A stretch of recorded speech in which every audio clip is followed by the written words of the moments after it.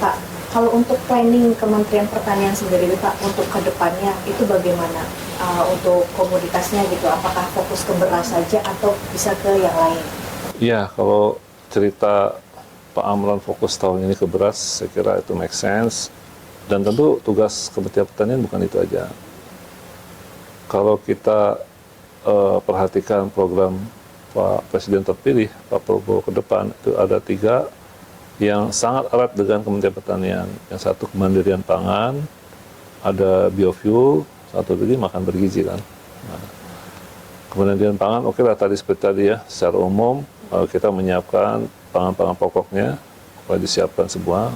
Semua ada roadmap-nya, masing-masing komoditas sudah kami siapkan, blueprint-nya sudah jadi. Kebetulan saya juga diminta Pak Menteri untuk ya mengetuai untuk pembuatan blueprint, dan sudah disampaikan juga kelihatannya kepada Bapak Presiden terpilih untuk persiapan siapapun menterinya, pokoknya sudah kami siapkan ke depan.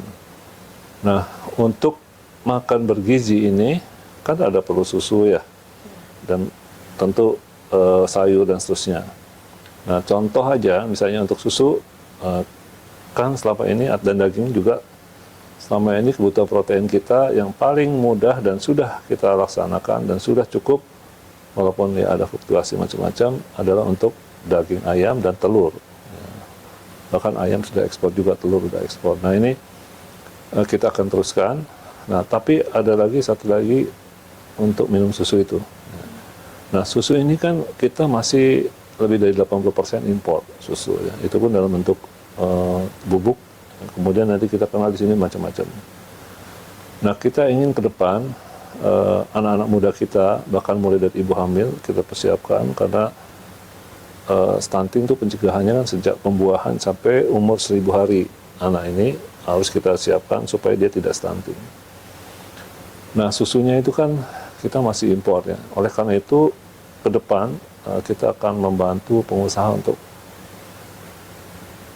membuat peternakan yang cukup besar, memenuhi kebutuhan ini, yang kekurangan ini.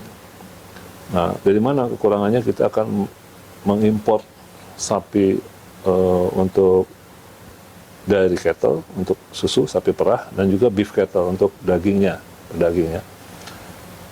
Kelihatannya akan kita butuh 1 juta ekor lebih masing-masing untuk baik yang untuk dairy maupun beef cattle ya. Nah, tentu ini kan pertanyaan dari mana pendanaannya, ini cukup besar sekali. Jadi kan membangun negara ini kan sebagai pemerintah tidak harus semuanya menggunakan APBN. Jadi kami membuat skenario, Pak Menteri sudah memutuskan mengundang investor sebanyak-banyaknya. Siapapun yang berminat untuk membangun peternakan di Indonesia, mereka tinggal menunjuk lahannya di mana, statusnya siapa yang punya dan bagaimana, apakah dia cocok apa tidak. Kalau memang sudah jelas di situ, kami, Kementerian Pertanian, akan menyiapkan lahan untuk mereka. Jadi semua investor ya. Bahkan kalau yang besar, Pak Menteri secara pribadi akan menangani untuk memberikan fasilitasi mereka supaya berinvestasi di Indonesia untuk menyiapkan susu ke depan. Begitu juga untuk yang beef cattle-nya, untuk yang pedaging, ya kita siapkan juga. Nah, ini butuh besar sekali. Nah, untuk pertanyaan berikutnya, mau beternak di mana? Kan butuh pakan. Nah, jadi kenapa tadi saya sampaikan pemerintah dalam hal ini Kementerian Pertanian menyiapkan lahannya untuk mereka. Ya, jadi ada yang besar-besar nanti akan impor. Terus sapinya dari mana? Apa ada orang atau negara yang mau mengekspor indukannya gitu ya? Ternyata ada. Nah, kalau memang dari negara tetangga kita kan agak susah nih. Sementara kita dari Brazil, maaf nih ya. Di Brazil, kenapa di Brazil? Mereka bersedia. Mungkin mereka distance cukup jauh ya, jadi tidak merupakan pesaing langsung ya dibanding negara tetangga kita, sehingga mereka willing untuk mengirim sapi indukannya untuk baik untuk beef maupun untuk dairy, untuk susu ya. Nah, ini luar biasa. Nah, ini kesempatan emas buat kita. Diskusi sudah panjang, bahkan Pak Menteri sudah juga ke sana untuk melihat ya. Dan ini peluangnya cukup besar. Tim udah dibentuk, investor udah ada sekitar 50 investor yang berminat, dan dengan jumlah yang tadi saya sebutkan. Nah, ini kita sudah lakukan ada keuntungan sebenarnya kalau pemerintah berlanjut seperti ini ya, kita mencuri start. Ini kan programnya Pak Presiden terpilih kan, Pak Prabowo. Ya.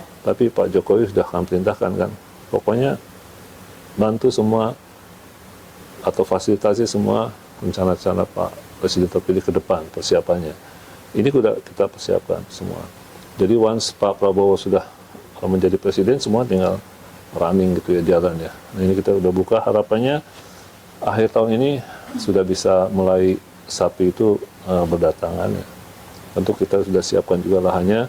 Ini terutama bagi pengusaha-pengusaha peternakan sapi yang sudah eksis. Jadi sapi ini tinggal mendatangkan tambahannya.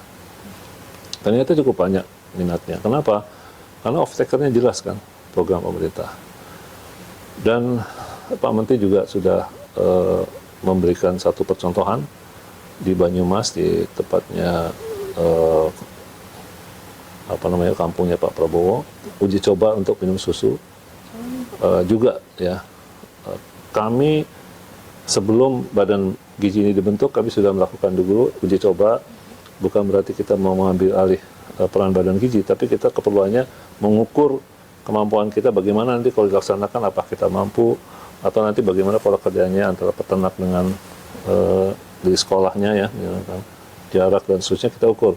Bahkan anak-anaknya pun kita ukur beratnya, tingginya, lingkar kepala dan sebagainya. Dari segi kesehatannya, kecerdasannya juga. Nah dalam 3 bulan apakah ada perubahan atau enggak? Nah, ternyata ini untuk membiasakan minum susu juga tidak mudah, karena tidak semua orang ternyata bisa minum susu. Kalau boleh tahu Pak, untuk yang uji cobanya itu anak umur berapa sampai umur berapa? Nah, sementara dengan kemampuan kami yang ada di Batu Raden, itu untuk anak SD di satu kecamatan. Jadi mulai dari seminggu sekali, seminggu 2 kali, nanti tiap hari. Berarti anak SD kelas 1 sampai Kelas 6. Awalnya sih, wah ada yang muntah lah apa ya, tapi cuma 1-2 orang sebenarnya. Bahkan kepala sekolahnya waktu awal pun ada yang nggak mau diminum. Kenapa Bu kok susunya dipegangin aja, maksudnya botol susunya ya? Ya, saya nggak biasa minum susu Pak katanya. Ya coba biasakan semua kan minum nih, nggak apa-apa gitu ya. Tapi tidak terlalu lama, hanya waktu percobaan 1 minggu anak-anak udah terbiasa. Dan sekarang udah nggak ada satupun, tadi kan kita ukur berapa yang sisa dari 200 ml itu, sekarang tidak ada satupun yang tersisa. Jadi udah terbiasa dan tidak ada satupun yang sakit perut. Itu percobaannya di beberapa SD atau bagaimana? Iya, satu kecamatan. Ada 5.000 anak tiap hari.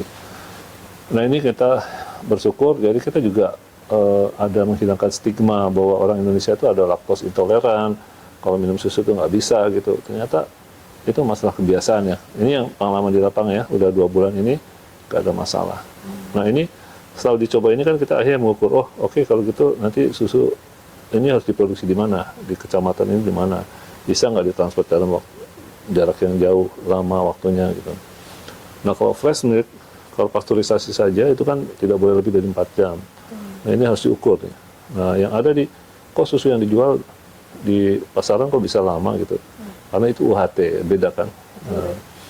Nah jadi nanti ke depan apakah bisa nggak pasteurisasi atau harus UHT karena transportasi dan seterusnya. Tapi kan beda rasanya, kualitasnya juga beda kalau susu masih fresh itu ya. Nah ini yang kita uji coba. Nah, itu udah mulai ya. Itu susu. Beef belum mencoba. Dan nanti makannya juga kita coba juga. Udah mulai. Ini udah 2 minggu ini. Menarik juga nanti bisa Mbak Afni bisa ngelihat sana ya. Mereka ya langsung menanyakan pada anak-anak gimana perkembangannya. Karena waktu kami sana prihatin karena ada anak SD kelas 4 tuh seperti anak kelas 1 gitu, kecil, kurus gitu ya. Nah kita lihat perkembangannya gimana. Itu yang makan bergizi ya, supportnya dari Kementerian Pertanian. Tentu yang lain beras oke, sayur dan seterusnya kan harus disiapkan juga, ayam, telur ya. Termasuk ikan sebenarnya, walaupun bukan urusan Kementerian Pertanian, ini masuk juga. Tapi bukan susu ikan ya, kalau kami hanya susu betulan dari sapi. Dan mungkin juga kambing. Nah kemudian tadi yang program berikutnya adalah biofuel. Nah biofuel itu kan dari CPO. Biofuel itu minyak dari kelapa sawit. Yang kalau kita minyak goreng kan ada ya, itu kan dari kelapa sawit. Jadi sawit ya diperas lah gampangnya itu, ada CPO namanya, crude palm oil. Nanti bisa diproses jadi minyak goreng, nanti bisa untuk bahan bakar. Kalau kita, Mbak mobilnya apa Mbak? Aku Honda Pak. Honda, oh bensin ya. Iya. Nah kalau solar, yang sekarang kan adanya B35, Iya. itu artinya biodiesel plus biodiesel 35%. Nah itu dari sawit, minyak sawit. Nah itu ke depan menjadi program penting juga. Selama ini kan ini dipermasalahkan lah UDR yang sekarang yang baru yang dari Eropa untuk menahan serbuan minyak sawit kita masuk ke pasar mereka karena mereka nggak bisa bersaing. Tanaman penghasil minyak yang paling efisien di dunia adalah sawit. Nggak bisa dilawan dengan corn atau sunflower atau yang lain ya. Itu nggak mungkin dilawan. Oleh karena itu mereka masih kasih aturan macam-macam lah. Nah, untuk mengatasi ini kalau mereka bermasalah ya kita tahan aja. Kita naikkan menjadi B50, B65 dan seterusnya ya. Sehingga kita tidak tergantung pada mereka. Bila perlu ya kita stop dulu ekspornya ya, kita gunakan. Sebenarnya ini juga bukan hal yang terlalu berlebihan karena Brazil sudah melakukan itu dengan tebu. Nah, jadi kalau misalnya di harga gula di luar murah, dia nggak ekspor, tapi dibuat untuk bahan bakar. Tapi ini beda dengan yang sawit, kita kan ke solar, kalau ini ke bensin gitu, kalau tebu kan. Nah kita juga melakukan hal yang sama lah, mirip-mirip dengan Brazil. Kalau harga di luar murah ya udah kita pakai aja untuk B2. Kalau begitu mahal kita ekspor. Gitu. Nah dengan demikian rakyat kita bisa menikmati harga yang bagus. Nah, pemerintah juga bisa bernegosiasi dengan negara lain dengan lebih kuat ya. Karena kita program, lu nggak mau ya sudah, saya pakai sendiri gitu. Nah ini yang coba kita lakukan ke depan untuk yang biofuel ya. Kalau kemandirian pangan ya yang tadi ya. Jadi 3 program besar Pak Presiden terpilih ke depan itu ada di Kementerian Pertanian gitu. Nah ini menjadi tantangan yang besar buat kami semua. Makanya di Kementerian ini luar biasa kerja keras di bawah pimpinan Pak Amran ini. Saat ini saja kalau Mbak Afni cari pejabat di sini, eselon 2, eselon 1 akan kesulitan. Karena semuanya pergi ke lapangan untuk membantu petani menyelesaikan langsung di lapangan, tidak boleh ditunda. Jadi misalnya ada kekeringan langsung diinformasikan, langsung kirim pompanya diselesaikan situ. Jadi kami siapkan brigade di mana-mana. Brigade itu menyiapkan pompa di satu unit pelaksanaan yang bersama.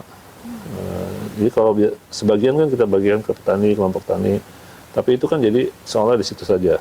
Tetapi kalau ada bagian yang lain perlu lebih, kita bisa dorong ke sana, geser-geser. Makanya dalam bentuk brigade. Nah, ya hal yang lain kita siapkan, kelemahan yang masa lalu kita itu tidak menyiapkan kelembagaan biasanya. Kita kan nanti akan bantu peralatannya. Nah, program yang berikutnya adalah mengembangkan pertanian modern. Yang tadi sudah kita siapkan 365.000 hektar itu, dan akan bertambah terus, tidak dibiarkan mereka bekerja sendiri. Kita akan bantu dengan teknologi terkini. Jadi misalnya traktor, combine yang sudah biasa ya, nanti ke depan ada drone juga, transplanter, dan tidak kalah pentingnya melibatkan kaum milenial di dalamnya. Kan sekarang ada kekhawatirannya, wah udah makin tua dan seterusnya tidak menarik. Pak Menteri sudah membuat program yang sangat menarik. Harapannya petani yang terlibat di dalam pertanian modern itu nanti akan mendapatkan pendapatan minimal 10 juta per bulan. Jadi ini perkembangan yang luar biasa. Kemarin saya kedatangan ada seorang bupati, begitu kami informasikan, wah kami siap Pak dengan 3.000 hektar, wah dihitung-hitung, wah nanti omsetnya triliunan rupiah dong di kabupaten. Iya betul Bapak, belum nanti multiplier efeknya. Begitu mereka punya uang kan butuh orang jualan lagi kan, makanan, pakaian, mobil, dan seterusnya. Dan itu luar biasa. Pak Menteri tadi pagi menyampaikan mungkin bisa sampai 30 kali multiplier efeknya. Jadi dengan memajukan pertanian, itu luar biasa dampaknya terhadap ekonomi dan kesejahteraan masyarakat ya. Nah, tadi sudah, teknologi pertanian dan butuh kaum milenial yang ke depan. Nah, harapannya itu semua bisa membawa ujungnya Saat ini kan sumbangsih sektor pertanian dalam PDB itu 0,18. Nah, dalam waktu 5 tahun ke depan, kita harapkan menjadi 4,81 untuk menunjang pertumbuhan ekonomi nasional yang PDB-nya itu 6%. Jadi jelas, kita targetnya itu jelas. Jadi Pak Menteri itu menetapkan target, tuh, jadi bagaimana mencapai itu juga jalannya udah kita siapkan. Itulah kira-kira ke depan, Mbak. Nah, kalau ini semua skenario berjalan, siapapun menterinya, ya kalau menterinya Pak Amran lebih mantap ya, karena kan pemikirannya dari beliau, jadi bisa menjalankan juga dengan baik sesuai dengan pemahaman beliau dan visinya yang luar biasa ke depan. Nah, bisa membantu pemerintahan ke depan mencapai tujuan PDB yang 6%. Karena kalau, jangan lupa loh, pertanian itu sangat penting. Bukannya industri Pak menyumbang ekspor dan seterusnya. Sebagian besar industri itu bahan bakarnya kan dari pertanian. Jadi kalau ini macet berarti kan sana hulunya macet semua dong gitu. Nah, jadi ini harus kita jaga benar, kita sukseskan sehingga cita-cita Pak Prabowo untuk lebih mensejahterakan masyarakat, membangun sumber daya manusia lebih bagus lagi. Terima kasih pada Pak Jokowi sudah membangun infrastruktur yang luar biasa. Nah, sekarang sudah saatnya membangun SDM-nya untuk lebih berkualitas. Terima kasih Mbak itu. Tadi untuk program Pak Menteri menarik juga ya Pak ya, di mana Pak Menteri menggait kaum milenial untuk turun serta ke pertanian. Dimana kan yang kita tahu ya Pak ya, kaum milenial ini kan kayaknya sudah mulai agak tidak tertarik ya Pak ya untuk ke pertanian gitu. Mereka kan lebih banyak yang memilih untuk bekerja di kantor gitu kan, merantau gitu kan, stay di kampung halaman untuk mensejahterakan pertanian gitu kan Pak. Nah, dari program Pak Menteri ini sangat menarik sekali. Siapa sih yang nggak mau gaya, Pak, punya traktor, punya uang banyak? Ya. Kan biasanya anak-anak itu kenapa nggak mau, itu kotor, miskin di pertanian. Tapi kalau bersih dengan drone, dengan traktor, banyak uangnya, siapa yang nggak mau sebenarnya? Ya, jadi kita nggak boleh dan tidak bisa memaksa orang-orang untuk bekerja di pertanian kalau tidak menarik dari segi itu. Ya, daya tariknya kan dari segi finansialnya, kalau banyak uangnya siapa yang nggak mau gitu. Ya.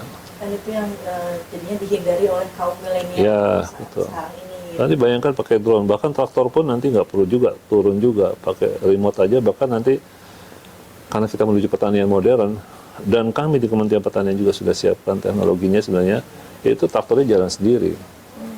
Jadi kasih koordinat, iya dia menggunakan ini, termasuk peternakan semua kontrol pakai gadget aja, pakai tablet, pakai handphone, bisa jalan, masa nggak mau? Wah, gitu.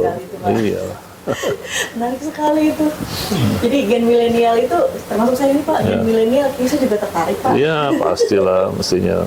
Betul. Kan kalau dulu ya itu betul kata Bapak ya, identiknya kan kotor, panas ya Pak ya. Cuman kalau misalnya sudah by gadget, nah itu panas karena traktornya bisa kita kasih AC. Wah, itu menarik lagi sahabat Itu pendapatan 10 juta tuh di awal ya, makin naik terus naik. Ya, 10 juta itu per bulan lah, masa per tahun lah tuh. Kirain per panen. Enggak per bulan. Wah, menarik sekali tuh sahabat Ngobrol Syukur. Nanti ada yang tertarik, semoga program dari Pak Menteri berjalan dengan lancar. Amin, ya. Amin. Berjalan dengan lancar ke depannya gitu, terutama yang tadi untuk kesejahteraan dari petani juga Pak. Gitu. Amin, ya.